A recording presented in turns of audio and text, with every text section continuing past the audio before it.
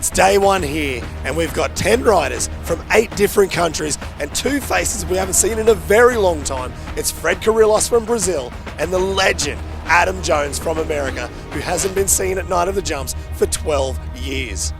After qualification, the best 6 riders made it through to the final. And Libor Podmol, he was the first rider out as the 6th place qualifier. He had a pretty good run, but when it came to the double up, Libor went for that California roll. Unfortunately, the front dropped and he couldn't get his leg over, and he had to throw the bike away, and he took a very heavy, nasty crash.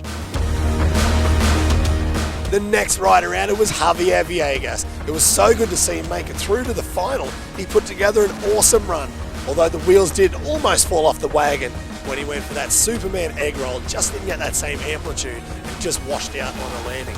But he finished it in style on the double up. He landed the double grab Indy backflip, a trick I don't even think Javier has ever landed to dirt before. And for a former world champion, I'm sure it felt good for Javier to sit back in that hot seat after such a long time. After a long time in the Night of the Jumps wilderness, it was awesome to see Adam Jones back here in competition, and he made his way through into the top 6 final and then on to the podium in 3rd position with tricks like that no-handed bar hop to McMet to no-hand lander, very old school trick, but then throwing in that huge dead body backflip in the double up. So all of that experience, huge tricks, and awesome extension, that's exactly why he made it to the top 3 in the podium. And the battle rages between Michael Molero and Luc Ackermann.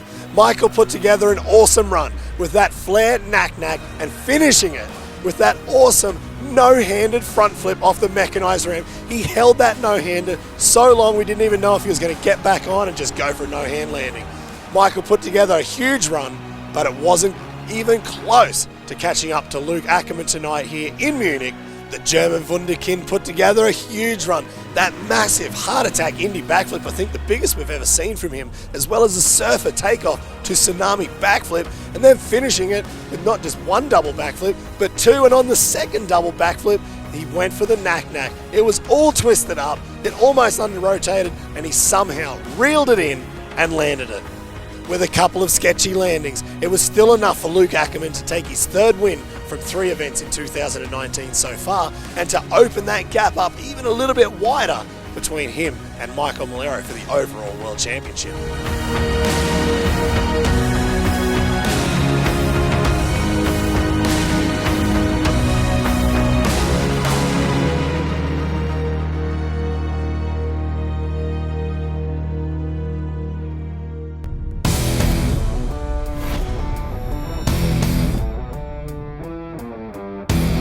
Here we are on the 2nd night of competition in Munich, Germany. Hannes Ackermann, he came in to fill in for the injured Libor Podmol.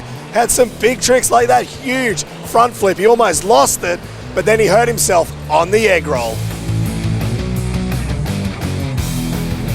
Pat Bowden really wanted to battle again with Adam Jones, 2nd night in a row.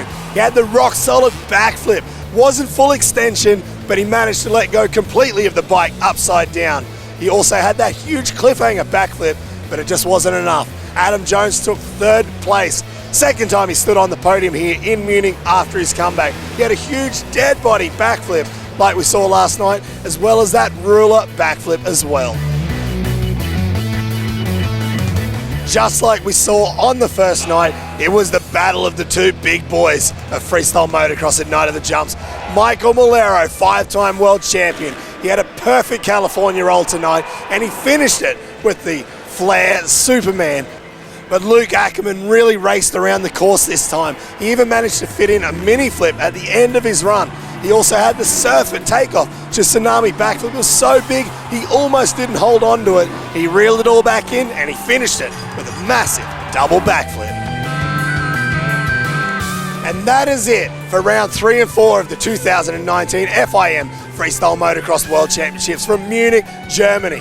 We now have a 1-month break for all the riders to go home, come up with a new game plan and try and work out how the hell they're going to beat Luc Ackermann in Zurich, Switzerland on May 25th. I can't wait to see you there.